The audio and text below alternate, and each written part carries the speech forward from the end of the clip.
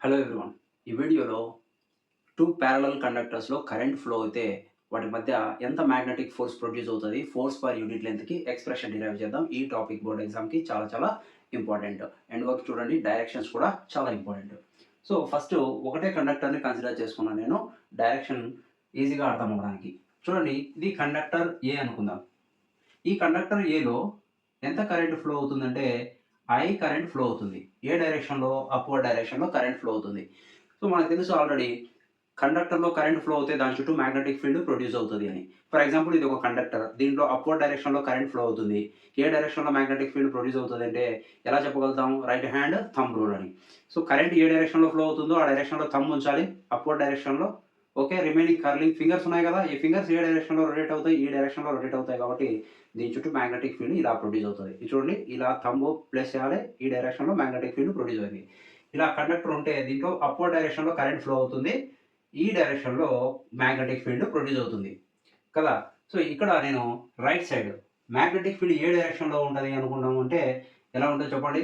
Upward డైరెక్షన్‌లో ఉంటే magnetic field ఈ డైరెక్షన్‌లో ఉంది. ఇలా ఫార్మ్ అవుతుందంటే ఇక్కడ ఇన్‌వర్డ్ ఉంటది. ఇటు సైడ్ అయితే అవుట్‌వర్డ్ ఉంటది. ఇక్కడైతే ఈ డైరెక్షన్‌లో ఉంటది. బ్యాక్ సైడ్ అయితే ఈ డైరెక్షన్ ఉంటది. రౌండ్ ఉంటది కదా! ఇలాగ ఫార్మ్ అవుతుంది. సో, ఇక్కడ ఒక పాయింట్ అనుకుందాం. ఈ పాయింట్ దగ్గర ఏ డైరెక్షన్‌లో ఉంది అనంటే ఇన్‌వర్డ్ డైరెక్షన్‌లో ఉంది. ఇన్‌వర్డ్ డైరెక్షన్‌లో ఉంటే మనం మాగ్నెటిక్ ఫీల్డ్‌ని క్రాస్‌తో రిప్రజెంట్ చేస్తాం. ఓకే. ఎంత మాగ్నెటిక్ ఫీల్డ్ ప్రొడ్యూస్ అయింది అనుకుందామంటే ఇది కండక్టర్ ఏ కాబట్టి ఇక్కడ మాగ్నెటిక్ ఫీల్డ్ బి సఫిక్స్ ఏ అని రాద్దాం.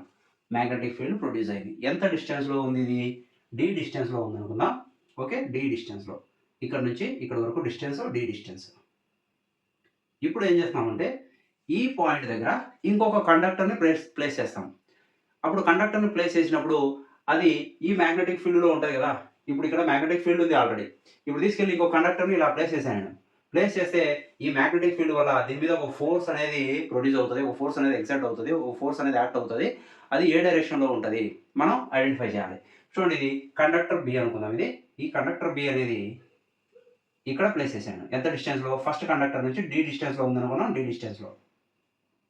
ఇప్పుడు ఈ సెకండ్ కండక్టర్ బి అనే కండక్టర్ దేని మాగ్నెటిక్ ఫీల్డ్‌లో ఉంది? బిఏ అనే మాగ్నెటిక్ ఫీల్డ్‌లో ఉంది. బిఏ అనేది ఏంది? Magnetic field due to first conductor A. ఈ కండక్టర్ వల్ల ప్రొడ్యూస్ అయిన మాగ్నెటిక్ ఫీల్డ్. ఈ కండక్టర్‌లో I కరెంట్ ఫ్లో అవ్వడం వల్ల ప్రొడ్యూస్ అయిన మాగ్నెటిక్ ఫీల్డ్ బిఏ. ఈ మాగ్నెటిక్ ఫీల్డ్‌లో ఇంకొక కండక్టర్‌ని ప్లేస్ చేసాము. ప్లేస్ చేస్తే దీని మీద ఫోర్స్ ఏ డైరెక్షన్‌లో యాక్ట్ అవుతది అని. సో, ఫోర్స్ డైరెక్షన్ మనం ఐడెంటిఫై చేయాలి. ఏ డైరెక్షన్‌లో యాక్ట్ అవుతది? గెస్ చేయండి ఒకసారి. So, Fleming left hand rule ఉంది కదా! Fleming left hand rule use చేసి చూడండి. ఈ కండక్టర్‌లో ఇంకో పాయింట్ చెప్పడం మర్చిపోయాను. ఈ కండక్టర్‌లో కరెంట్ అప్‌వర్డ్ డైరెక్షన్‌లోనే ఫ్లో అవుతుంది. ఓకేనా? So, Fleming left hand rule apply చేస్తే ఇలాగా. ఇది మాగ్నెటిక్ ఫీల్డ్‌ని రిప్రజెంట్ చేస్తది. ఇది కరెంట్‌ని రిప్రజెంట్ చేస్తది. ఇది మాగ్నెటిక్ ఫోర్స్‌ని రిప్రజెంట్ చేస్తది. ఈ 3 విషయాలు తెలిసుండాలి. ఇది magnetic field, four finger magnetic field, middle finger current direction, ఇది థంబ్ మాగ్నెటిక్ ఫోర్స్. ఇప్పుడు చూడండి, మాగ్నెటిక్ ఫీల్డ్ ఇన్వర్డ్ ఉంది కాబట్టి ఫోర్ ఫింగర్ ఇన్వర్డ్ పెట్టినాం. కరెంట్ అప్‌వర్డ్ ఉంది కాబట్టి మిడిల్ ఫింగర్ అప్‌వర్డ్. సో, అప్పుడు థంబ్ ఏ డైరెక్షన్‌లో ఉంది? ఈ డైరెక్షన్‌లో ఉంటది ఇలాగా. సో, ఈ డైరెక్షన్. సో, మాగ్నెటిక్ ఫోర్స్ ఏ డైరెక్షన్‌లో ఉంది దీని మీద అంటే ఇది చూడండి, ఈ డైరెక్షన్‌లో. ఏ రాస్తాం? Force on conductor B due to conductor A. ఓకేనా? Force on conductor B due to conductor A.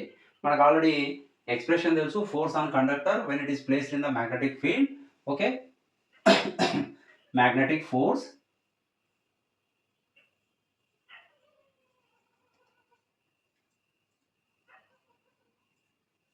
on a conductor or current carrying conductor means is actual formula F is equal to BIL sin theta. మనం ఏమంటాం చాలా short cut లో గుర్తుండడానికి bill sign theta అని చెప్తారు. BIL sine theta. B అంటే magnetic field. ఏ magnetic field లో ఉంది అది? ఇది చూడండి, బిఏ మ్యాగ్నెటిక్ ఫీల్డ్. ఏ ఫోర్స్ ఇది? Force on conductor B due to conductor A. ఇది magnetic field BA magnetic field లో ఉంది. ఎంత కరెంట్ ఫ్లో అవుతుంది కండక్టర్ మీద? ఐబి కరెంట్ అనుకుందాం. ఇది IA current. Okay. IB current flow అవుతుంది. Length of the conductor L length ఉంది. Sine theta angle between magnetic field and element current element. చూడండి, మ్యాగ్నెటిక్ ఫీల్డ్ ఇన్వర్డ్ ఉంది. కరెంట్ ఈ direction లో ఉంది. కరెంట్ ఎలిమెంట్ కి మ్యాగ్నెటిక్ ఫీల్డ్ కి direction 90 degree ఉంటుంది. 90 సబ్స్టిట్యూషన్ చేస్తే since theta is equal to 90 degree. So F BA is equal to B suffix A I suffix B into L. Sine theta is equal to ఏమవుతుంది 1 అవుతుంది. Okay, అర్థం అవుతుంది కదా. ఇది conductor, current ఈ direction లో ఫ్లో అవుతుంది, మ్యాగ్నెటిక్ ఫీల్డ్ ఇన్వర్డ్ డైరెక్షన్ లో ఉంది. కరెంట్ ఎలిమెంట్ కి మ్యాగ్నెటిక్ ఫీల్డ్ కి యాంగిల్ ఎంత ఉంటుంది, 90 డిగ్రీ ఉంది. ఓకే, మ్యాగ్నెటిక్ ఫీల్డ్ ఈ డైరెక్షన్ లో ఉంది, కరెంట్ ఈ డైరెక్షన్ లో ఉంది, కరెంట్ ఎలిమెంట్ ఈ డైరెక్షన్ ఉంది, యాంగిల్ ఎంత ఉంటుంది, 90 ఉంటుంది. సో 90 సబ్స్టిట్యూట్ చేసాము, sin 90 is equal to 1. So ఇక్కడ నుంచి FBA ఈజ్ ఈక్వల్ టు ఏమవుతుంది, BA IB into L. So ఇక్కడ బి అనేది ఏంటి, magnetic field due to straight conductor అని. బిఏ అనేది magnetic field due to conductor A. ఎలాంటి కండక్టర్ ఇది, straight conductor. Straight conductor formula ఏంటి, since B is equal to magnetic field due to straight conductor μ0I divide by 2πr formula. ఈ are అనేది ఏంటి, distance between conductor to point. ఇక్కడ distance ఎంత ఉంది, D distance అనుకున్నాం కదా, కాబట్టి ఇక్కడ ఏమవుతుంది, ఇది డి అవుతుంది. FBA is equal to BA IB, sorry, substitute the B value, B means BA μ0. ఇక్కడ కరెంట్ ఏ కరెంట్ రాయాలి, ఈ మ్యాగ్నెటిక్ ఫీల్డ్ ఏ కరెంట్ వల్ల ఫామ్ అయింది, ఈ కండక్టర్ లో IA కరెంట్ ఫ్లో అవ్వడం వల్ల BA అనే మ్యాగ్నెటిక్ ఫీల్డ్ ఫామ్ అయింది. కాబట్టి ఇక్కడ ఏం రాస్తాం అంటే μ0IA divided by 2πd into IB into L. So ఇక్కడ నుంచి FBA is equal to μ0IA IB into L divided by 2πd. ఇది ఈక్వేషన్ నెంబర్ 1 అనుకుందాం. ఇప్పటి వరకు ఫస్ట్ కండక్టర్ వల్ల సెకండ్ కండక్టర్ మీద, కండక్టర్ ఏ అనే కండక్టర్ వల్ల సెకండ్ కండక్టర్ బి అనే కండక్టర్ మీద ఎంత ఫోర్స్ యాక్ట్ అవుతుంది అనేది మనం డిరైవ్ చేసాం. ఇప్పుడు నెక్స్ట్ సెకండ్ కేసు, ఈ కండక్టర్ బి అనే కండక్టర్లో కరెంట్ ఫ్లో అవ్వడం వల్ల ఏ అనే కండక్టర్ మీద ఎంత మ్యాగ్నెటిక్ ఫోర్స్ యాక్ట్ అవుతుందో చూద్దాం. సో ఇది ఫస్ట్ కంప్లీట్ అయింది. ఓకే, ఇప్పుడు దీని గురించి మాట్లాడదాం. ఈ బి అనే కండక్టర్లో కరెంట్ అప్వర్డ్ డైరెక్షన్లో ఫ్లో అవుతుంది. ఇది చూడు, ఇది బి అనే కండక్టర్, కరెంట్ అప్వర్డ్ డైరెక్షన్లో ఫ్లో అవుతే దీని చుట్టూ మ్యాగ్నెటిక్ ఫీల్డ్ ఎలా ఫామ్ అవుతుంది, ఇలాగే చెప్పుకున్నాం. ఇది థంబ్ ఈ డైరెక్షన్లో ప్లేస్ చేస్తే మ్యాగ్నెటిక్ ఫీల్డ్ ఇలా ఫామ్ అవుతుంది.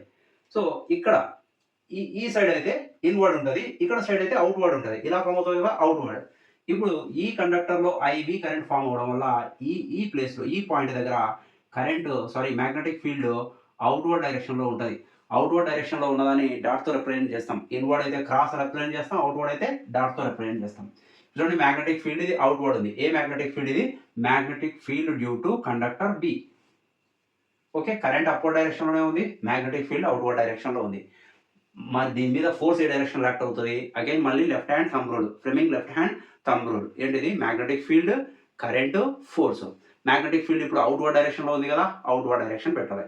కరెంట్ ఏ డైరెక్షన్లో ఫ్లో అవుతుంది, దీంట్లో అప్వర్డ్ డైరెక్షన్లో ఫ్లో అవుతుంది, అప్వర్డ్ డైరెక్షన్. ఇప్పుడు ఫోర్స్ ఏ డైరెక్షన్లో ఉంది, టువర్డ్స్ కండక్టర్ బి ఉంది. ఇప్పుడు magnetic field, current and magnetic force.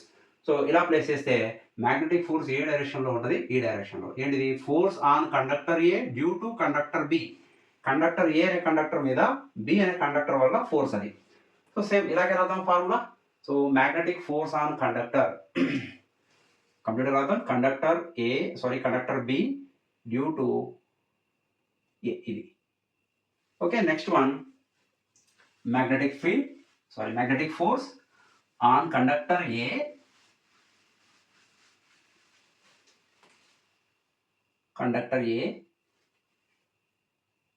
Due to conductor B.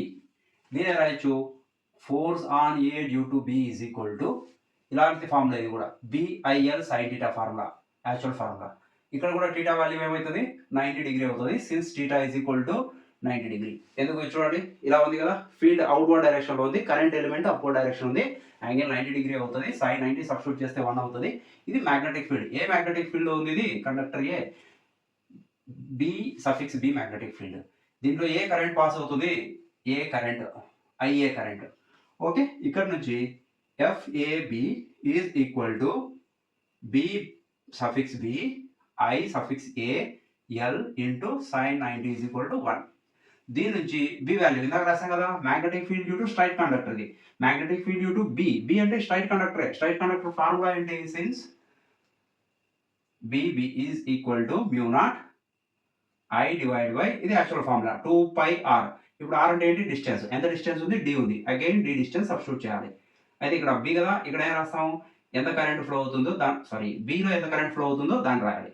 ఏంటిది ఐబి. ఓకే, ఇది magnetic field due to conductor B. So conductor బిలో ఎంత కరెంట్ పాస్ అవుతుందో అది రాస్తాం ఇక్కడ. దీన్ని ఈ ఈక్వేషన్లో సబ్స్టిట్యూషన్ చేస్తే FAB is equal to mu naught IB divided by 2πd into IA into L. Rearrange చేసి రాద్దాము.